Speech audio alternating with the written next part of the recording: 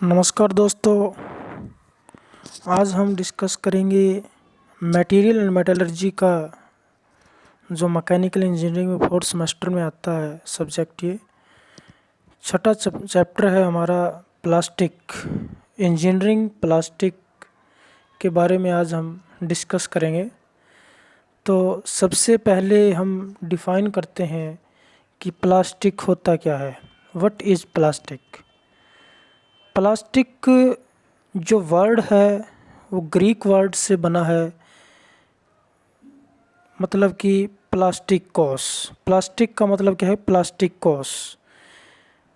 और इसको हम ये भी कह सकते हैं कि फिट फॉर मोल्डिंग या फिर एबल टू बी शेप्ड और मोल्डेड, जिसको किसी भी शेप के अंदर ढाला जा सके और किसी भी शेप के अंदर बदला जा सके, उसको हम क्या बोलते हैं, plastic.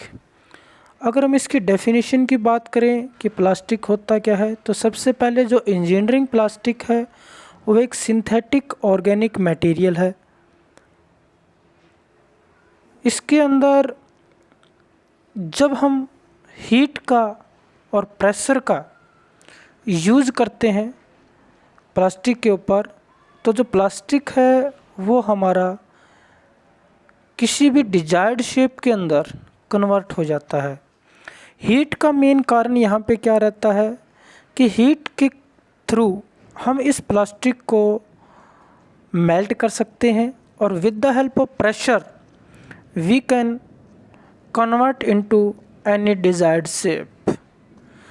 So the plastic may be defined as it is a synthetic organic material which can be molded into any desired shape with the help of heat and pressure. Next है कि सोर्स ऑफ प्लास्टिक, यानी कि जो plastic है हमारा वो कैसे बनता है।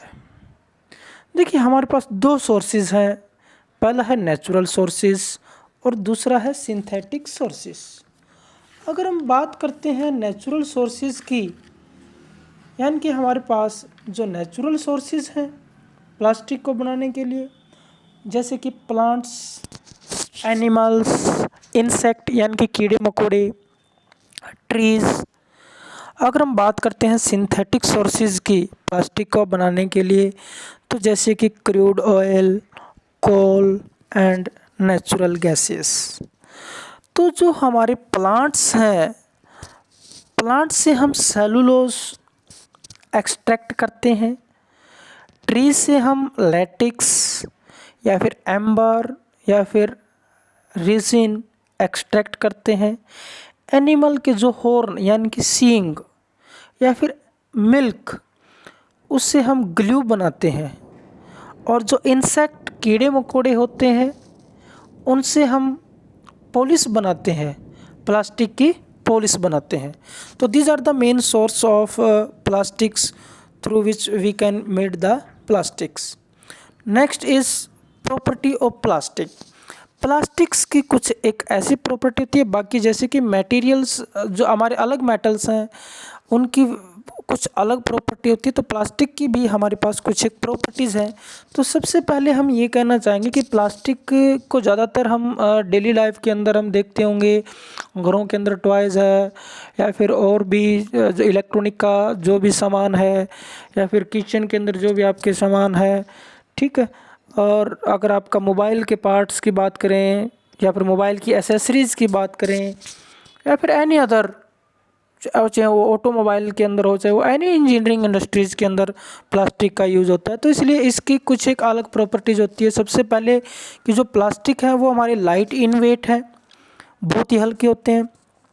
उसके बाद में कि इसको हम आसानी से मोल्ड कर सकते हैं, यानी कि किसी भी शेप के अंदर आसानी से कम प्रेशर के थ्रू ये मोल्ड हो जाता है। आसानी से हम इनको ड्रिल्ड कर सकते हैं, आसानी से हम इसकी मशीनिंग कर सकते हैं। दूसरा कि ये गुड इंसुलेटर होते हैं, स्ट्रेंथ है वो इनकी अच्छी है, रिजिडिटी भी इनकी अच्छी है। और इसके बाद में जो प्लास्टिक्स हैं उनके ऊपर क्रोजन नहीं लगता। अगर आपने देखा होगा कि प्लास्टिक ऐसे बहुत से इक्विपमेंट हैं और जिनके ऊपर किसी भी तरह का क्रोजन नहीं होता, ठीक है। उसके बाद में कि ये ट्रांसपेरेंट होते हैं, coloured, can be made transparent और कलर्ड। उसके बाद में इसकी और भी कुछ प्रॉपर्टी है, जैसे कि हाईली रेजिस्टेंस फॉर एब्रेशन, या फिर इनका जो मोल्डिंग लो मेल्टिंग पॉइंट है, यानी कि कम तापमान के ऊपर ये पिघल जाते हैं। और दूसरा कि जो प्लास्टिक है वो हमारा डिग्रेडेबल है अंडर दी अल्ट्रावायलेट। और उसके बाद में प्लास्टिक का एक मुख्य कारण है कि पोल्यूशन बहुत फैलाता है। तो these are the main property of the plastic. अगर हम बात करते हैं इनके टाइप्स एंड यूजेस की, तो सबसे पहले कि प्लास्टिक है वो हमारी डेली लाइफ के अंदर बहुत से, जैसे कि रेफ्रिजरेटर पार्ट को बनाने के लिए, या फिर हाईवे सेफ्टी डिवाइसेस हैं उनको बनाने के लिए, टॉयज़ बनाने के लिए, इक्विपमेंट बनाने के लिए, लेंस है, ग्लास है, ठीक है, या फिर हम पाइप्स बनाने के लिए, गियर्स बनाने के लिए, क्यों टॉयज़ के अंदर जो गियर्स वो होते हैं, हेलमेट बनाने के लिए, बहुत सारे ऐसे यूजेस हैं जिससे हम जिनका प्लास्टिक के लिए यूज़ करते हैं। तो सबसे पहले हमारा जो थर्मोसेटिंग का एक पार्ट है अपोक्सी रेजिन। अपोक्सी रेजिन जनरली क्या है कि इनका क्रोजन रेजिस्टेंस है वो इनका कम होता है, कि सॉरी इनके ऊपर किसी प्रकार का क्रोजन नहीं लगता, यानी कि हाईली क्रोजन रेजिस्टेंस है। उसके बाद में गुड एडेशन है इनकी, ये प्रॉपर्टी है। गुड इलेक्ट्रिकल प्रॉपर्टी है इनकी अपोक्सी रेजिन की।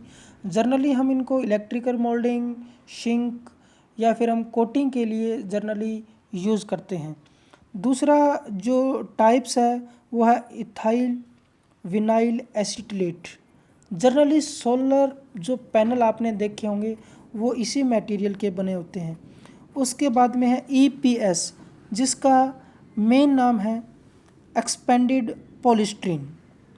कंक्रीट मोल्ड, इंसुलेटिंग, पैकेजिंग, इन चीज़ों के लिए इनको हम यूज़ करते हैं। उसके बाद में है पॉलीकार्बोनेट। अगर हम पॉलीकार्बोनेट की बात करें तो ये वेरी गुड इम्पैक्ट रेजिस्टेंस होते हैं, डक्टाइल होते हैं, केमिकली रेजिस्टेंट होते हैं।